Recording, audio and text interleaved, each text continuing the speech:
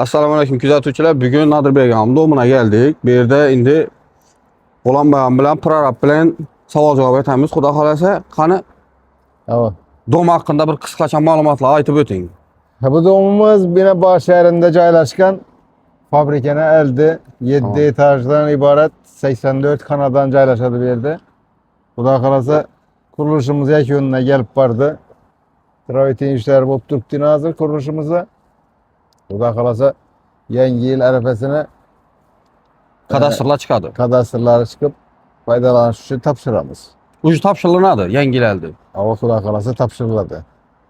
Bu sementin markalari, Penoblok hakkında bir ma'lumotlar ayting. Bu xalq bilsin-da. Bir temir beton konstruksiyadan ötülen kolonları yigildiydi. 250 merkem yeri plita bilen basılıp içini gazablok bilen bölüngen. Gazablokna Navoiydan geldik. Şorsu aytilmagan unda. Yok yok. Bir ne yok sementli emas, hemmesi kileye örülüp usulüne verilip öte sifatli materyallardan faydalanılıyor. Ha.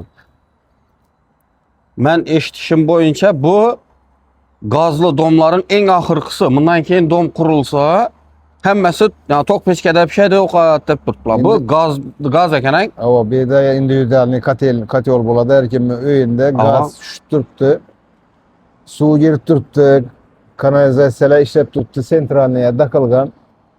Negatif açsak Bağat teritoriyasında salınıp durgan jaylarını en mükemmellerinin katarında duradığın doğumdan hesaplanadı. En sifatli materyallar faydalanılgan.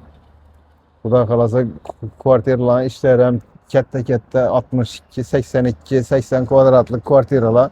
Avam. Katta ekan. Katta kvartiralar.